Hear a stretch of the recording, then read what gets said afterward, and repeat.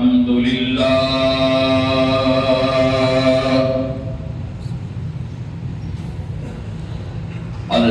لله نحمده ونستعينه ونستغفره ونؤمن به ونتوكل عليه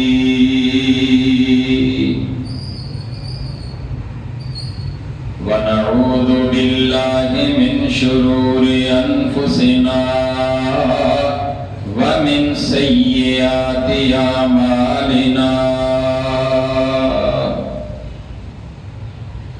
من يهده الله فلا مضل له ومن يضلله فلا هادي له ونشهد أن لا إله إلا الله وحده بوحدة لا شريك له ونشهد أن سيدنا ومولانا محمدا عبده ورسوله أما بعد فأعوذ بالله من الشيطان الرجيم بسم الله الرحمن الرحيم واعتصموا بحبل الله جميعا ولا تفرقوا واذكروا نعمة الله عليكم إذ كنتم أعداء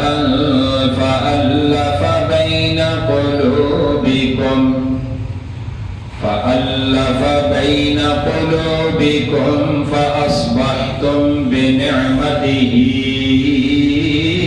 إخوانا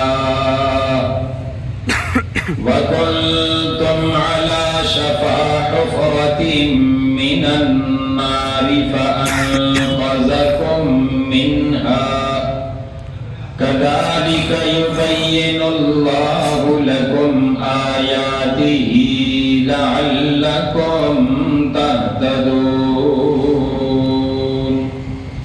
صدق الله مولانا العظيم وصدق رسوله النبي الكريم ونحن على ذلك لمن الشاهدين والشاكرين والحمد لله رب العالمين.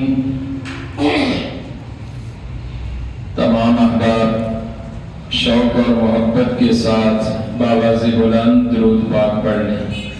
اللہم صلی علی سیدنا و مولانا محمد وعلی آل سیدنا و مولانا محمد وبارک وسلم وصلی علیہ.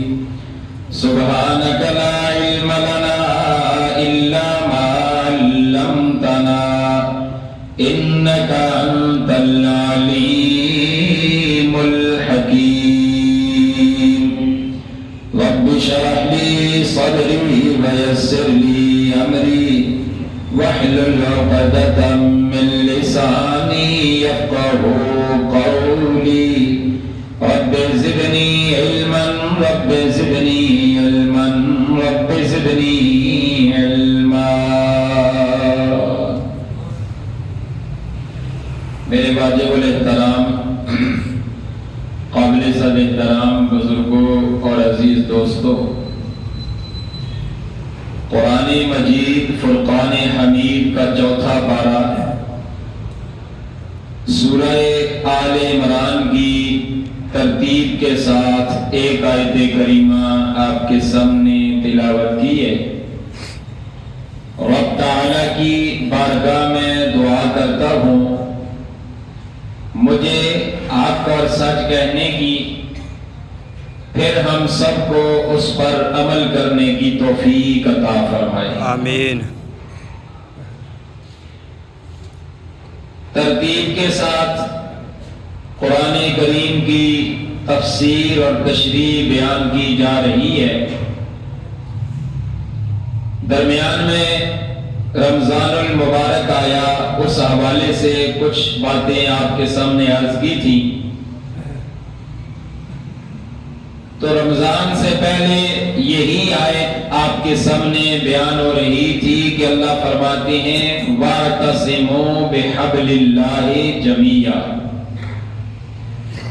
اللہ کی رسی کو مضبوطی سے پکڑو، وَلَا تَفَرَّقُوا، فرقہ واریت نہ پھیلاؤ۔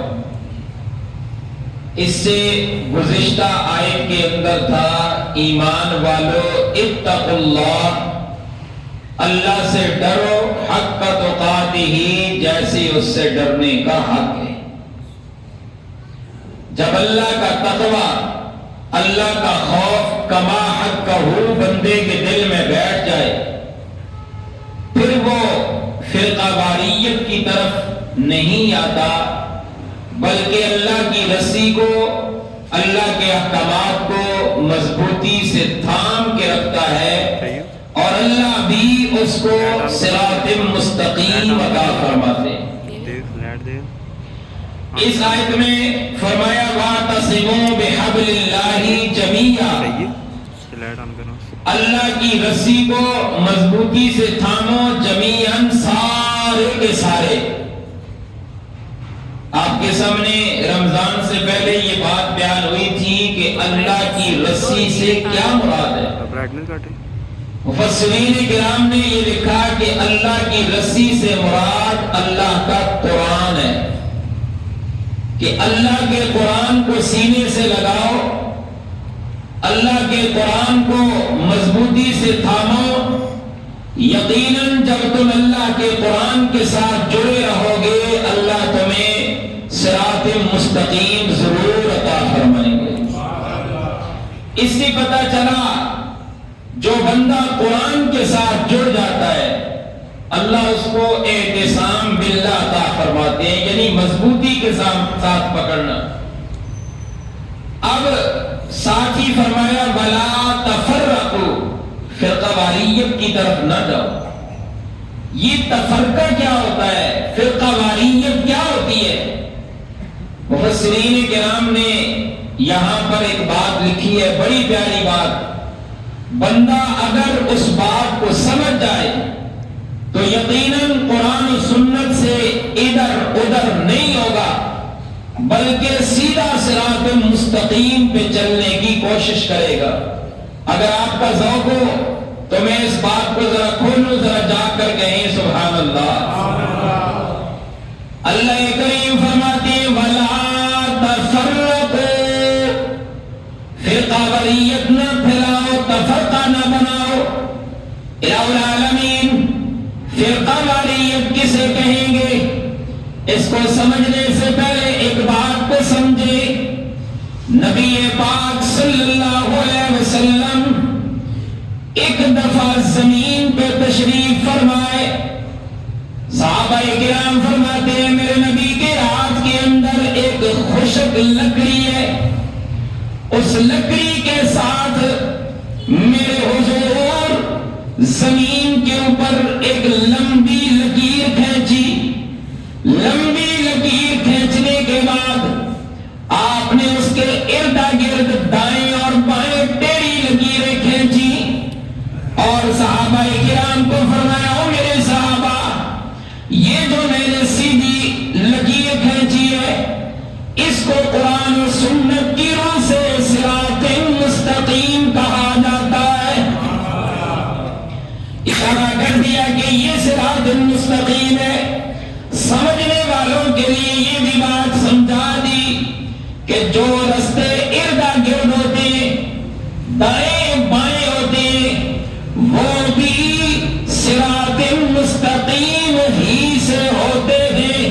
فرمایا اگر یہ سیدھی لکیر پہ چلو گے، صراط مستقیم پہ چلو گے، میرے نبی نے فرمایا یہ رستہ سیدھا جنت کی طرف جاتا ہے۔ فرمایا اگر سیدھے رستے پر جاؤ گے، یہ رستہ تمہیں جنت میں پہنچائے گا۔ اگر اسی رستے سے ٹیڑھے ہوں گے، دائیں بائیں ہوں گے، اردا گرد ہوں گے، حضور پاک نے فرمایا کہ یہ ٹیڑھے رستے تمہیں جہنم کی طرف لے کر جائیں گے، لہذا اس سیدھے رستے کو فرمایا یہ صراط مستقیم ہے، فرقہ واریت میں نہ پڑو، ادھر ادھر نہ بنو، بلکہ اس سیدھے صراط مستقیم پہ چلو، اللہ تمہیں جنت عطا فرمائے گا۔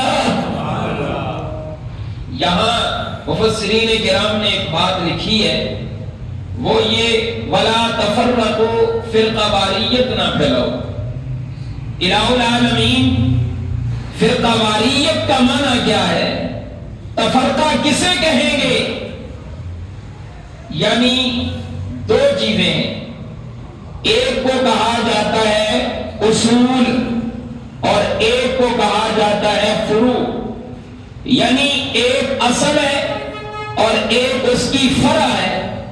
ایک دوسرے الفاظ میں سمجھے عقائد ہے اور دوسری چیز مسائل ہیں۔ عقائد کے اندر، اصول کے اندر اختلاف کرو گے تو فرقہ واریت بنے گی، مسائل کے اندر اختلاف کرو گے تو حضور پاک علیہ الصلوۃ والسلام کی حدیث مبارکہ کا مفہوم ہے، مسائل کے اندر اختلاف یہ بندے کے لیے تفرقہ نہیں بنتا، بلکہ یہ امت کے لیے مباح قرار دیا گیا ہے۔ ایسے اختلافات بندے کی عبادت کے اندر سکون پیدا کرتے، لہذا اصول اور عقائد کا اختلاف یہ فرقہ واریت میں بٹ دیتا ہے، یہ تفرقے کے اندر پھیلا دیتا ہے۔ آئیے ذرا قرآن سے پوچھتے ہیں، قرآن آپ نے کس چیز سے منع کیا ہے؟ ذوق سے کہیں سبحان اللہ۔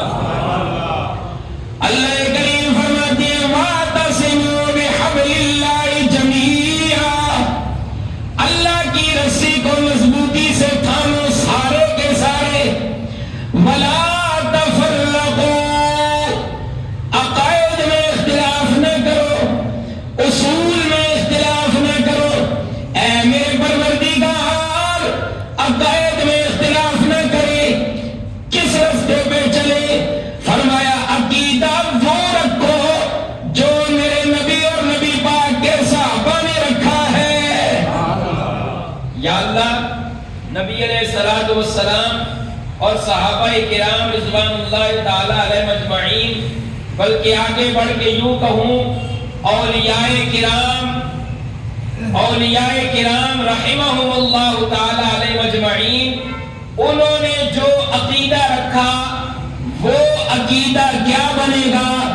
آواز اللہ کی طرف سے یہ آتی ہے، اگر اسی عقیدے پر چلو گے تو امت کے اندر وحدت پیدا ہو جائے گی، فرقہ واریت سے بچ جاؤ گے۔ آج دیکھو ادھر جتنے بھی فرقے نظر آتے ہیں، کوئی کس فرقے کے ساتھ تعلق رکھتا ہے، کوئی کس فرقے کے ساتھ تعلق رکھتا ہے۔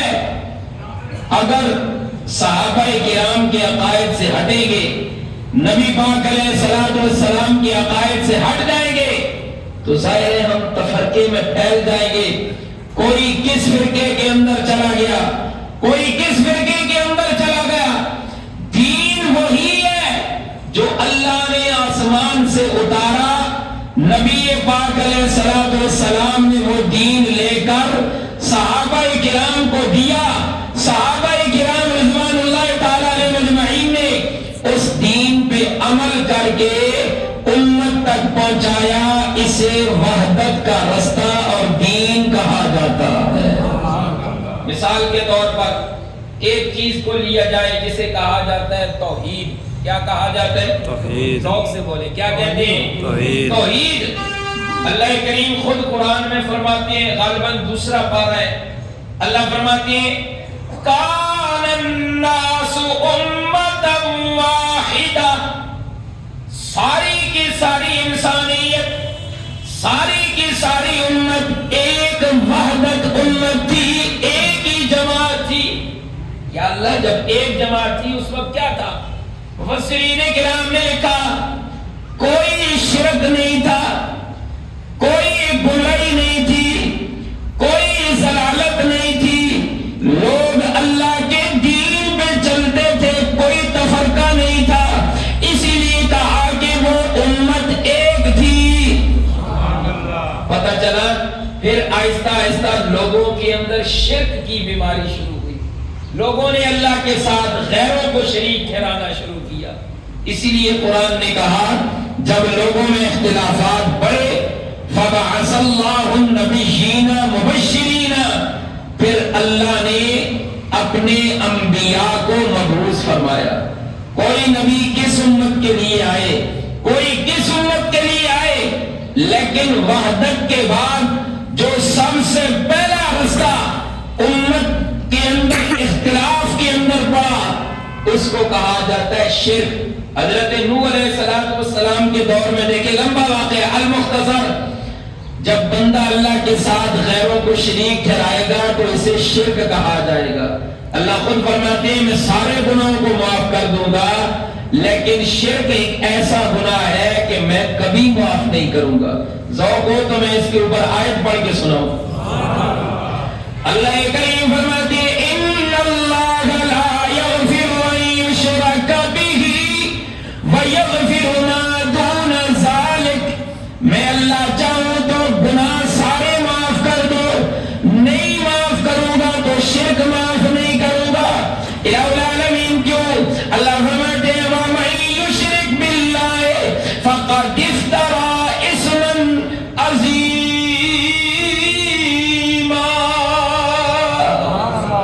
یہ شرک بہت بڑا افتراء ہے، یہ شرک بہت بڑا گناہ ہے۔ تو پتہ چلا امت کے اندر اختلاف ہوا، اختلاف پڑے گا تو یقیناً امت فرقوں کے اندر پڑ جائے گی۔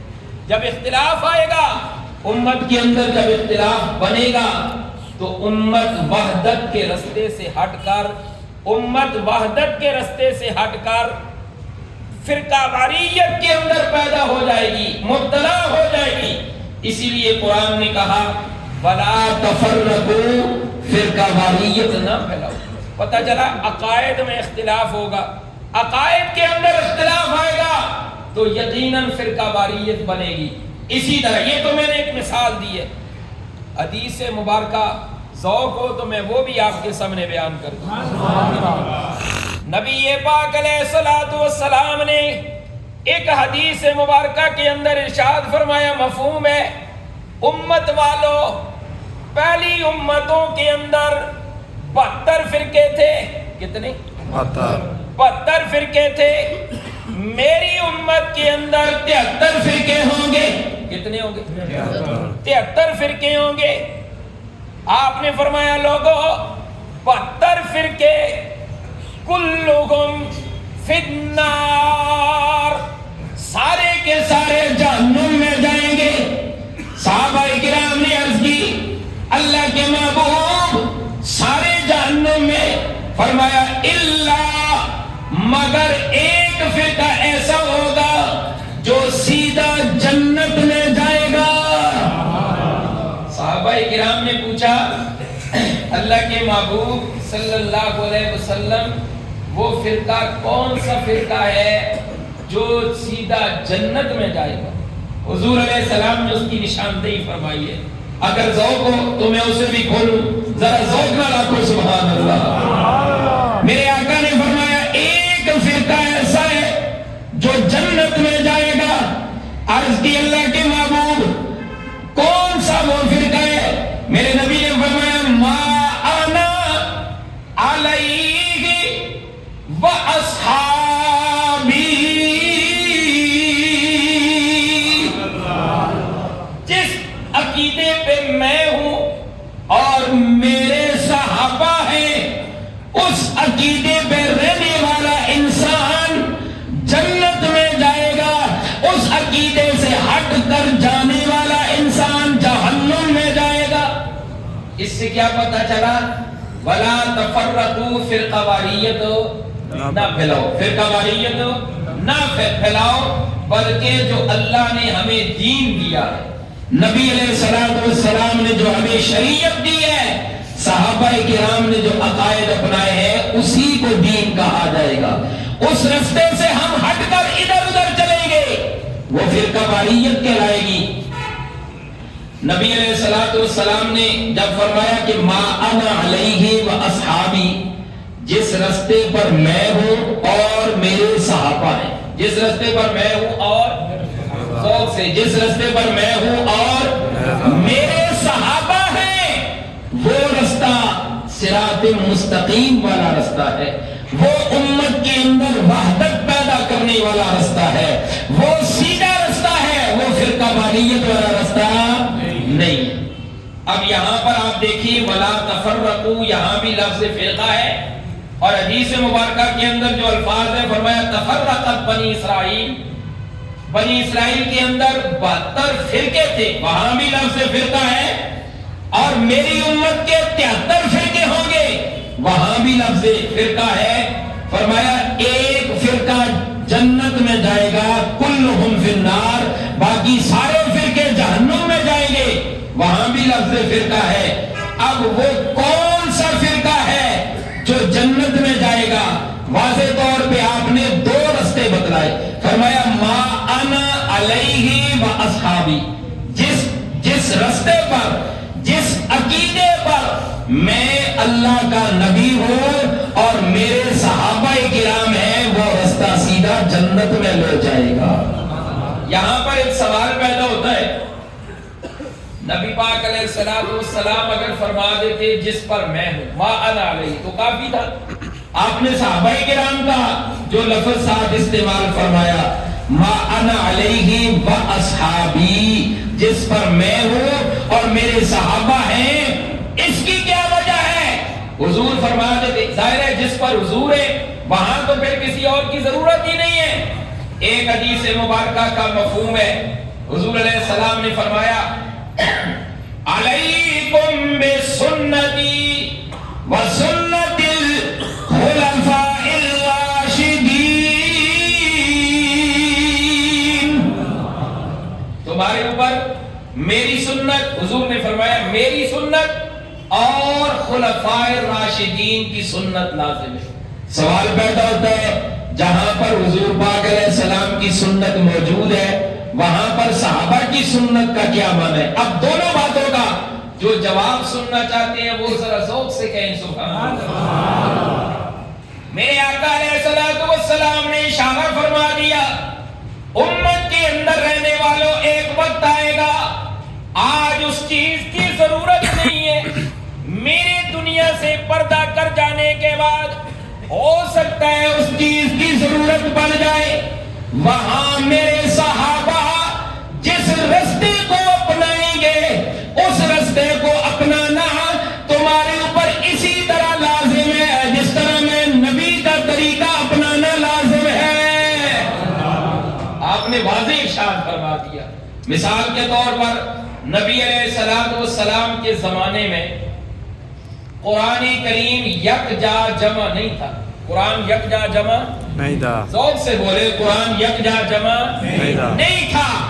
قرآن جب نازل ہونا شروع ہوا نبی علیہ السلام کی عمر مبارک 40 سال تھی، 40 کے بعد 23 سال کے اندر آہستہ آہستہ قرآن حضور پہ آتا رہا۔ 23 سال کا عرصہ گزرا، جہاں جہاں ضرورت پڑی قرآن اللہ نے اتارا، قرآن آتا رہا۔ جس جس جگہ پہ جہاں دعوت و تبلیغ کی ضرورت پڑی وہاں پہ رب نے تبلیغ کے احکامات بیان فرمائے، جہاں پہ جہاد کی ضرورت پڑی وہاں پہ رب نے جہاد کی آیات کو بیان فرمایا ہے، جہاں پہ تزکیے کی آیتوں کی ضرورت پڑی وہاں پہ رب نے تزکیے کے الفاظ استعمال فرمائے ہیں، اور جہاں پہ تعلیم و تربیت کی ضرورت پڑی وہاں پہ رب نے تعلیم و تربیت کی آیات نازل فرمائی۔ قرآن کے اندر تو سب کچھ ہے۔ خیر، قرآن 23 سال کے عرصے میں رفتہ رفتہ آتا رہا۔ حضور علیہ السلام کے دور میں قرآن یکجا جمع نہیں تھا، قرآن یکجا جمع نہیں تھا۔ کوئی ادھر تھوڑا سا کسی چمڑے پر لکھا ہوا ہے، کوئی کسی پتھر پہ لکھا ہوا ہے، کوئی کسی لکڑ پہ لکھا ہوا ہے، کوئی کسی ہڈی پہ لکھا ہوا ہے،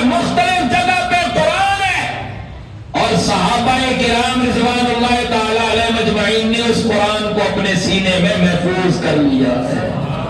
پتہ چلا قرآن کو حفظ کرنا صحابہ کرام رضوان اللہ تعالی علیہ اجمعین کا مشغلہ ہے۔ نبی پاک علیہ السلام کے زمانے میں قرآن یکجا نہیں تھا۔ رفتہ رفتہ جب حضور دنیا سے پردہ کر گئے، حضرت ابوبکر صدیق کا زمانہ آیا، رفتہ رفتہ ضرورت پڑی، جوں جوں زمانہ گزرتا گیا، حضرت عمر رضی اللہ تعالیٰ نے عرض کی، امیر المومنین جس طرح جنگیں ہو رہی ہیں، جس طرح یہ جہاد و قتال ہو رہا ہے، نبی علیہ السلام کے صحابہ دنیا سے شہید ہو کے جا رہے ہیں، قرآن یکجا جمع نہیں ہے، ان کے سینوں میں محفوظ ضرور ہے، قرآن کو یکجا جمع کیا جائے۔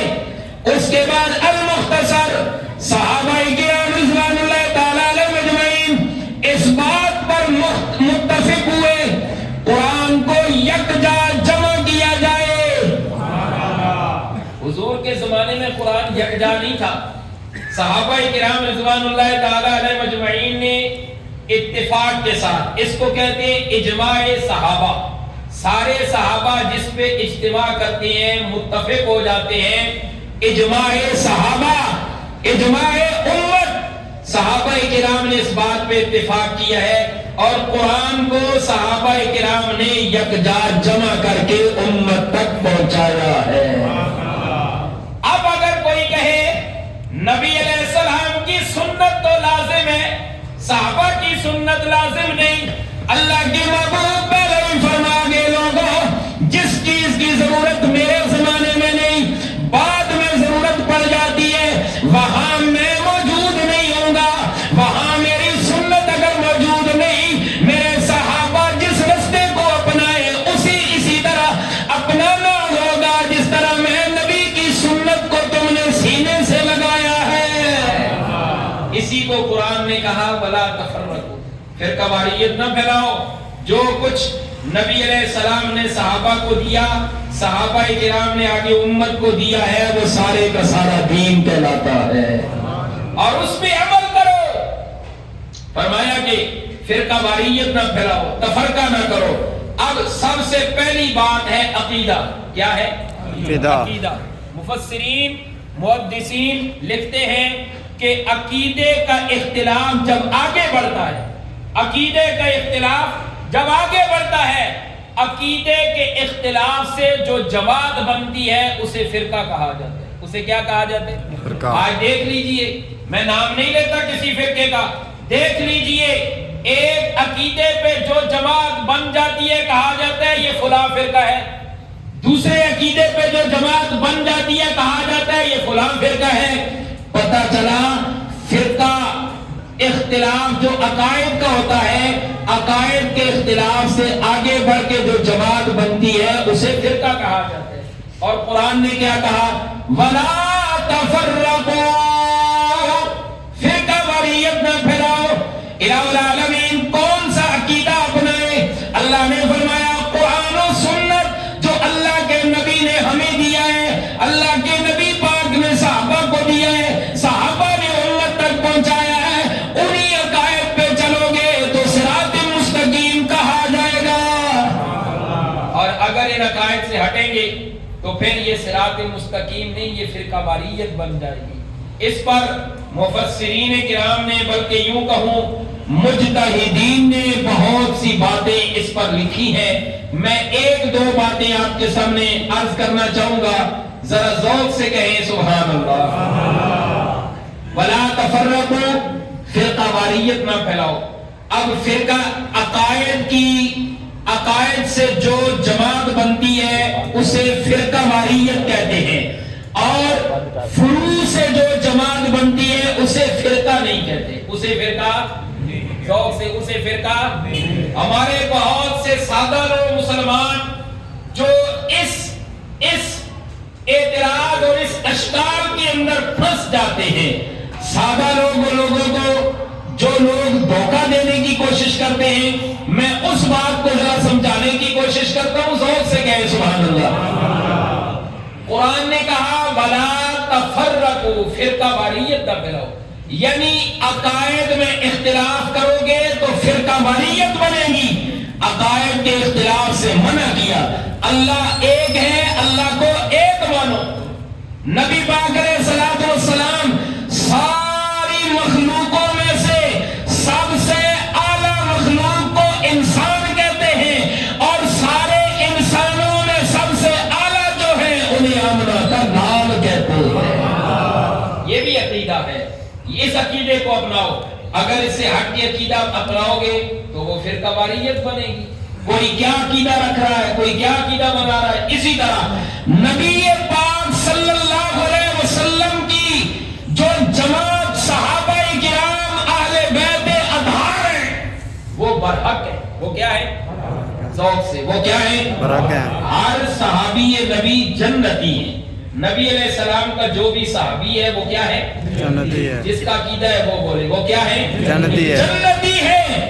اب اس عقیدے سے ہم آگے پیچھے ہوں گے تو یقیناً فرقہ واریت پھیلے گی. اللہ کے نبی صلی اللہ علیہ وسلم نے خود فرمایا میرے سارے صحابہ جنتی ہیں. سارے صحابہ ذوق سے سارے صحابہ جنتی ہیں.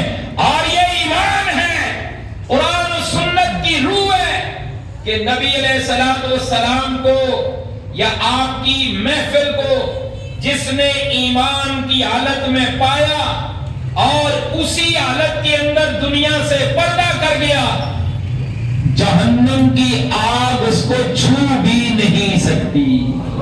وہ جنتی ہے. جس کا عقیدہ ہے وہ بولے صحابہ کرام سارے کے سارے جنتی ہے. صحابہ کرام سارے کے سارے جنتی ہیں. جو صحابی ہے وہ جنتی ہے. یہ عقیدہ ہے. اب اس عقیدے سے جو بھی آگے پیچھے ہوگا وہ فرقہ واریت بنائے گا. اسی طرح اور بھی بہت سی باتیں. المختصر ایک ہوتا ہے عقائد کا اختلاف، اس سے فرقہ واریت بنتی ہے. فرمایا عقائد میں اختلاف نہ کرو. ایک ہوتا ہے فروعی اختلاف. فروعی اختلاف یعنی مسائل کا اختلاف. مسائل کے اختلاف کی اجازت ملی ہے، بلکہ ایک حدیث مبارکہ کا مفہوم ہے یہ جو امت کے اندر مسائل کا اختلاف ہے یہ رحمت قرار دیا گیا ہے. ذوق سے آپ کو سبحان اللہ. مسائل کا اختلاف رحمت قرار دیا گیا ہے. اب کیا دھوکہ کیا دیا جاتا ہے؟ ہمارے سادہ لوگ مسلمانوں کو کیا دھوکہ دیا جاتا ہے؟ کہا جاتا ہے او جی قرآن کہتا ہے وَلَا تَفَرَّقُوا، فرقے نہ پھیلاؤ.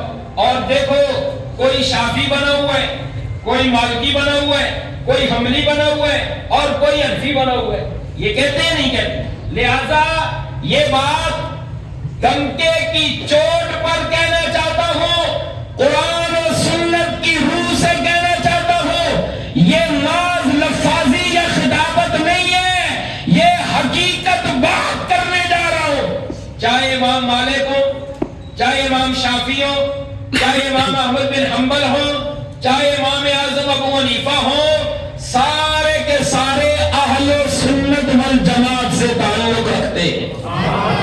ذوق نہ رکھو سبحان اللہ. سارے کے سارے اہل سنت والجماعت سے تعلق رکھتے ہیں. اہل سنت والجماعت کیا ہوتا ہے؟ اہل سنت والجماعت ابھی میں نے آپ کے سامنے کہا، حضور نے فرمایا ما انا علیہ. حضور کی حدیث پر یا حضور کی سنت پر عمل کریں گے تو کہا جائے گا اہل سنت. کیا کہا جائے گا؟ اہل سنت، سنت والے. اور صحابہ کرام و اصحابی، صحابہ کرام رضوان اللہ تعالی علیہ مجمعین کی سنت پہ عمل کریں گے تو کہا جائے گا والجماعت، اہل سنت والجماعت. اسی لیے کہا کہ یہ چاروں فرقے برحق ہیں، چاروں امام برحق ہیں اور چاروں امام اہل سنت والجماعت کے ساتھ تعلق رکھتے ہیں. یہ فرقہ واریت نہیں ہے. اختلاف العلماء رحمت، علماء کا اختلاف امت کا اختلاف رحمت ہے. معنی یہ ہے فروعی اختلاف، مسائل کا اختلاف. اب مسائل کے اندر جب اختلاف بنا، کوئی حنفی بن گئے، کوئی شافعی بن گئے، کوئی مالکی بن گئے، کوئی حنبلی بن گئے. اب میں جو آپ کے سامنے مسئلہ حل کرنا چاہ رہا ہوں وہ یہ ہے، بہت سے جگہ پر کہا جاتا ہے کہ نبی علیہ الصلوۃ والسلام کا کلمہ پڑھا ہے कलमा किसका पढ़ा है? नबी पाक सल्लल्लाहु अलैहि वसल्लम। जोर से नबी पाक नबी अलैहिस्सलाम का ला इलाहा इल्लल्लाह।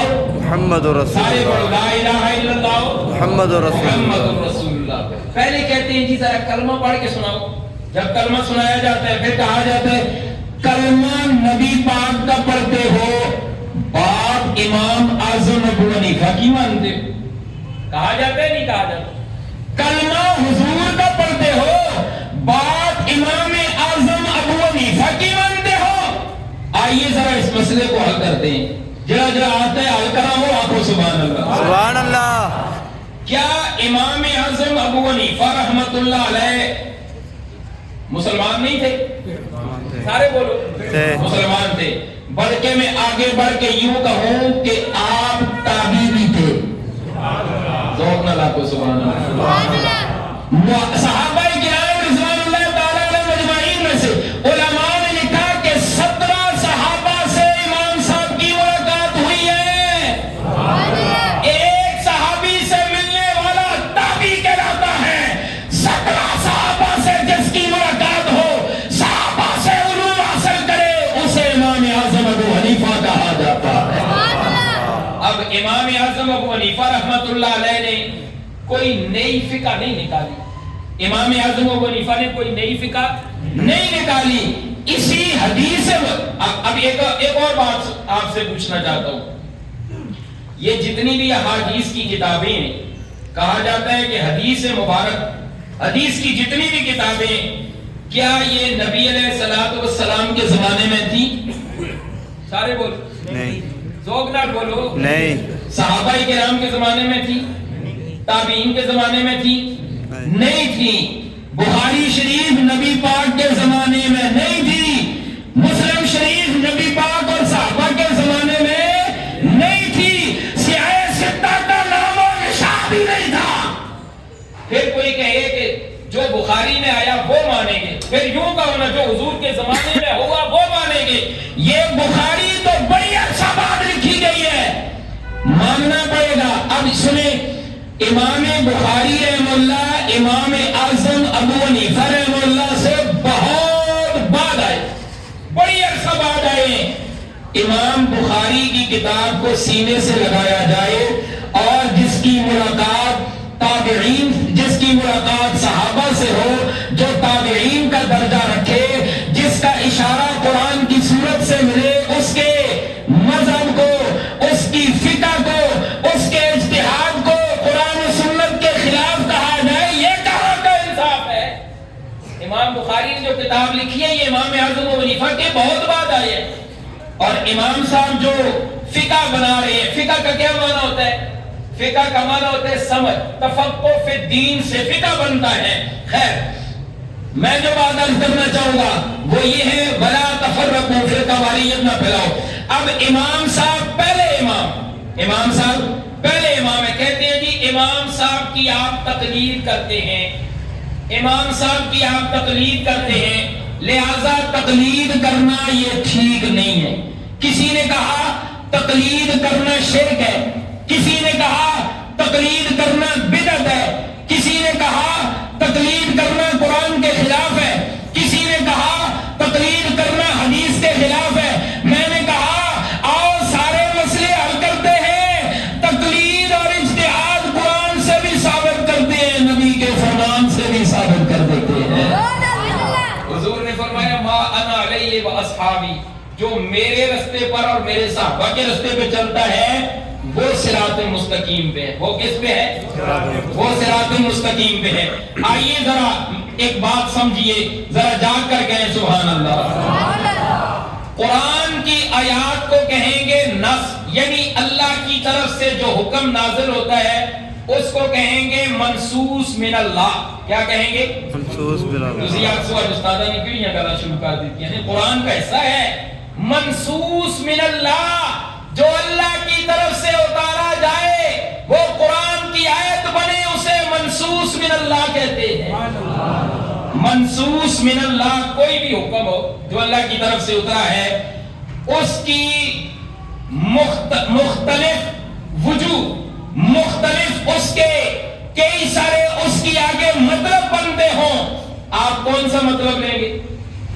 کئی سارے مطلب بنتے ہو، آپ کون سا مطلب لیں گے؟ مثال دے کر سمجھانا چاہوں گا، ذرا ذوق نہ رکھو سبحان اللہ۔ لفظ عین، لفظ عین، عین عین چشمے کو بھی کہتے ہیں، کوئی پانی والا چشمہ، عین آنکھ کو بھی کہتے ہیں، عین اس چشمے کو بھی کہتے ہیں، اور ایک لغت کے اندر عین گھٹنے کو بھی کہتے ہیں۔ آپ عین سے کون سا مطلب مراد لیں گے یہ کون بتائے گا؟ یا اللہ کے نبی بتائیں گے یا صحابہ کرام بتائیں گے؟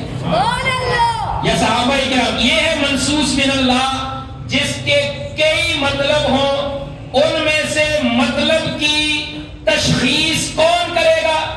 دوسرے نمبر پر ایک حکم وہ ہے جو غیر منصوص من اللہ ہے، اللہ کی طرف سے نہیں آیا، اب اس کے اندر مجتہد کے اجتہاد کی ضرورت پڑے گی، مجتہد کے اجتہاد کی ضرورت پڑے گی۔ اب مجتہد کون ہے؟ نہ کوئی نبتو، نہ کوئی خیرہ، نہ کوئی عام۔ مجتہد بننے کے لیے کم از کم 16 علوم کا ہونا ضروری ہے، اور جنہیں 16 علوم دے نام ہی آسانیاں دے۔ ہر ایک مجتہد بنے آپ پھر دے، کوئی بھی آتا ہے اس حدیث کا یہ مطلب ہے، کوئی آتا ہے اس آیت کا یہ مطلب ہے، کوئی آتا ہے اس چیز کا یہ مطلب ہے، کوئی آتا ہے شریعت کے اس مسئلے کا یہ معنی ہے۔ نہ ہمیں کسی نے اختیار نہیں دیا ہے، ہم سارے ناقل ہیں۔ کیا ہیں؟ ناقل ہے۔ ذوق سے کیا ہیں؟ ناقل ہے۔ ناقل ہے۔ مفسر، محدث، مجتہد، ناقل، کتنے بنے؟ 4۔ ذوق سے مفسر بھی آج کوئی نہیں ہے، اپنے ساتھ جو مرضی لکھے مفسر قرآن آ گیا، اپنے ساتھ جو مرضی لکھے محدث اعظم آ گیا۔ اس زمانے میں محدث کوئی نہیں، اس زمانے میں مفسر کوئی نہیں، اس زمانے میں سارے کے سارے ناقل ہیں۔ اور ناقل کون ہوتا ہے؟ میں اپنا آئی ڈی کارڈ دوں، میں کہوں یہ لے جائیں، اس کی نقل کروا کے لائیں، اگر اس نقل کے اندر نقل کرنے والا اپنی طرف سے ذرہ کا نقطہ زیادہ کر چھوڑے تو میں کیا کہہ سکتا؟ ذوق نال بولو، نہیں، ذوق نال بولو، نہیں۔ اگر میرا نام ہو اجمل، میں مثال دیتا ہوں، اس جیم کے نقطے کو ہٹا کر اس کے اوپر نقطہ ڈال کر کہتے احمل، میں لے لوں گا؟ نہیں۔ کیوں؟ اس لیے میں واضح کہوں گا یہ اصل دیکھو، اس کے مطابق نقل چاہیے۔ کیا اللہ کا دین اتنا لاوارث ہو چکا ہے؟ جھوٹ ہے۔ اللہ کے دین میں تعریف کرے، اللہ کے دین میں تخیل کرے، اللہ کے دین میں تفکر کرے، خدا کی قسم یہ علماء پوچھیں گے نقالوں سے کیوں اپنی طرف سے دین کے اندر ایک نقطہ بھی زیادہ کیا؟ جان تو جا سکتی ہے، زبان خاموش نہیں رہ سکتی۔ اور اگر آج کوئی کہے کہ اس حدیث کا یہ معنی ہے، اس قرآن کی آیت کا یہ معنی ہے، ایسی بات نہیں ہے۔ قرآن نے کہا وَلَا تَفَرَّقُوا، فرقہ واریت نہ پھیلاؤ۔ میں کہوں گا فرقہ واریت کا معنی یہ ہے عقائد میں اختلاف نہ کرو۔ عقائد میں اختلاف ہو نہ کرو، عقائد میں اختلاف ہو نہ کرو۔ عقائد میں اختلاف کرو گے تو فرقہ واریت بنے گی، مسائل میں اختلاف کرو گے تو یہ رحمت بنے گی۔ سبحان اللہ۔ مسائل میں اختلاف کرنے کا حق کس کو ہے؟ بات کہاں سے چلی؟ ناقل، مفسر، محدث، مجتہد، ناقل۔ اس زمانے میں سارے ناقل ہیں، اور ناقل کا کام ہے جو لکھا ہوا ہے وہ سامنے کرے، سبحان اللہ۔ جو لکھا ہوا ہے وہ سامنے کرے، جو لکھا ہوا ہے وہ سامنے کرے۔ آئیے نا ذرا اس ناقل سے لکھی ہوئی حدیث ذرا سامنے ہوتی ہے، سننے والے کہیں سبحان اللہ۔ تقلید سے بات چلی، تقلید، اجتہاد، یہ کیا ہے؟ ہر وہ بات جو اللہ کی طرف سے نازل ہوگی اس کی جو مختلف مطلب ہیں، مطلب کون سمجھائے گا یہ مطلب، اور جو بات اللہ کی طرف سے نہیں آئی، ضرورت پڑ گئی، اب اس میں اجتہاد، ان دونوں چیزوں میں مجتہد اجتہاد کرے گا۔ ہر ایک مجتہد بن سکتا ہے؟ نہیں، زور نال بولو، نہیں بن سکتا۔ تو پھر ظاہر ہے جو غیر مجتہد ہے اس کے لیے اجتہاد کی تقلید ضروری ہے۔ جو غیر مجتہد ہے اس کے لیے مجتہد کی تقلید ضروری ہے۔ کیسے ضروری ہے؟ آئیے ذرا حدیث مبارکہ میں آپ کو سناتا ہوں، ذرا جاگ کے آپ کو سبحان اللہ۔ نبی پاک علیہ الصلوۃ والسلام کے زمانے میں ایک شخص نبی علیہ الصلوۃ والسلام کے پاس آیا، ان کو کوئی غسل کی حاجت پڑی، رات کو غسل کی حاجت پڑ گئی۔ جب غسل کی ضرورت پڑی تو غسل نہیں کیا، نماز کا وقت ہوا نماز ہی چھوڑ دی۔ یہ میں اپنی طرف سے نہیں کہہ رہا، بلکہ اس حدیث مبارکہ کو سیاہ ستہ کی ایک کتاب ہے جسے سنن نسائی کہتے ہیں، سنن نسائی کے اندر یہ حدیث موجود ہے۔ آپ فرماتے ہیں ایک صحابی کو نہانے کی ضرورت پڑی، غسل کی ضرورت پڑی، غسل نہیں کیا، حضور کے پاس حاضر ہوئے، نماز کا وقت نکل گیا، آ کر عرض کی اللہ کے محبوب غسل واجب تھا، یہ مجبوری تھی، غسل نہیں کر سکا اور میں نے نماز کا وقت بھی نکل گیا، نماز نہیں پڑھی۔ آپ نے فرمایا تو نے ٹھیک کیا۔ یہ اس زمانے کی بات ہے جب پوری شریعت نازل نہیں ہوئی تھی۔ آپ نے کیا فرمایا کہ تو نے ٹھیک کیا ہے۔ تھوڑی دیر بعد دوسرے صحابی تشریف لائے، انہوں نے آ کر عرض کی اللہ کے محبوب مجھے رات کو حاجت پڑ گئی غسل کی، نہانے کی، پانی نہیں تھا یا مجبوری تھی، میں نے تیمم کر کے نماز پڑھی۔ میرے نبی نے فرمایا تو نے بھی ٹھیک کیا۔ سبحان اللہ۔ حضور نے کیا فرمایا؟ تو نے بھی ٹھیک کیا۔ پہلے یہ سمجھیں، اس کا یہ معنی نہیں ہے آج کسی کو اگر غسل کی ضرورت پڑے تو وہ نماز ہی چھوڑ دے کہے کہ ٹھیک کیا، نہیں۔ قرآن نازل ہوا اس کے بعد، میں اجتہاد کی بات کر رہا ہوں، لیکن آج کے زمانے میں غسل کی ضرورت ہے تو پانی بھی موجود ہے۔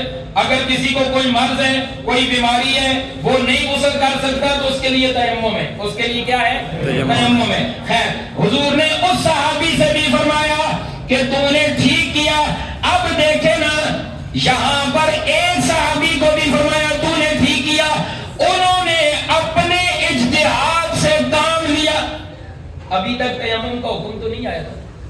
اس صحابی نے جنہوں نے تیمم ہی نہیں کیا، ان کو نص کا پتہ ہی نہیں تھا، ان کو وہ آیت کا پتہ نہیں تھا، تو انہوں نے نماز چھوڑ دی، غسل بھی نہیں کیا کسی مجبوری کی بنا پر۔ حضور نے فرمایا تو نے ٹھیک کیا ہے۔ اور جن کو تیمم کا پتہ تھا انہوں نے تیمم کر کے نماز ادا کی، حضور نے انہیں بھی فرمایا تو نے ٹھیک کیا۔ اس سے پتہ چلا حضور نے دونوں کو ٹھیک فرما کے اشارہ کر دیا، ان کے اندر اجتہاد کی استعداد موجود تھی، اشارہ کیا کہ صحابی نے اجتہاد ٹھیک کیا ہے۔ اس سے کیا پتہ چلا کہ مجتہد جب اجتہاد کرتا ہے اس کا اجتہاد درست بھی ہو سکتا ہے، اس کا اجتہاد غلط بھی ہو سکتا ہے۔ قانون یہ ہے مجتہد کا اجتہاد درست ہو تو 2 گنا اجر ملے گا۔ کتنا؟ 2 گنا اجر ملے گا۔ اگر مجتہد کا اجتہاد غلط نکل گیا تو پھر بھی 1 گنا اسے ثواب ہی ملے گا، پھر بھی 1 گنا اسے ثواب ہی ملے گا۔ یہ باتیں میں اپنی طرف سے نہیں کہہ رہا، یہ میں قرآن و حدیث سے دکھا بھی سکتا ہوں۔ تو پتا چلا کہ اجتہاد اگر ذوق ہو تو میں آپ کو ایک اور حدیث بھی سناؤں۔ صحابی رسول حضرت عمرو بن العاص رضی اللہ تعالیٰ عنہ فرماتے ہیں مجھ کو غزوہ ذات السلاسل کے لیے جب میں نکلا، سفر میں سردی کی رات تھی، میں سویا، مجھے رات کو احتلام ہو گیا، غسل کی عادت پڑ گئی۔ احتلام ہونے کے بعد ٹھنڈی رات تھی، ٹھنڈا پانی تھا، مجبوری تھی، اگر میں غسل کرتا تو ہلاک ہو جاتا۔ میں نے تیمم کیا، میرے ساتھ جو سفر میں صحابہ اور بھی تھے، تیمم کر کے میں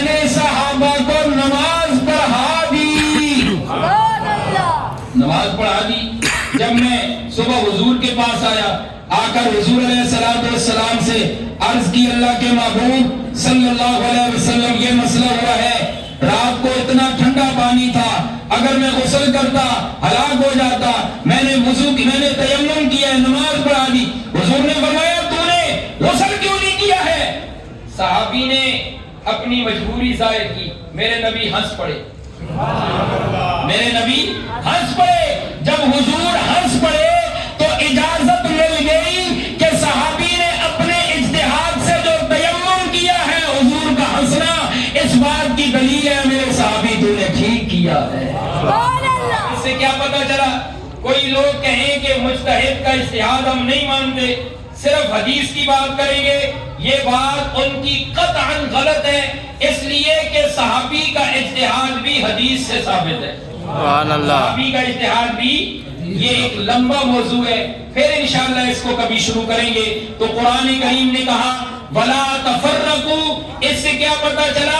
صحابہ کرام نے بھی اجتہاد کیا ہے، تو 17 صحابہ سے جس کی ملاقات ہوئی اسے امام اعظم ابو حنیفہ کہتے ہیں، انہوں نے بھی اجتہاد کر کے انہوں نے بھی احادیث سے فقہ نکال کے فقہ حنفی بنائی ہے، اسی کو فقہ حنفی کہا جاتا ہے۔ پتہ چلا کہ فقہ حنفی قرآن و سنت کے خلاف نہیں ہے، قرآن و سنت کے مطابق ہے۔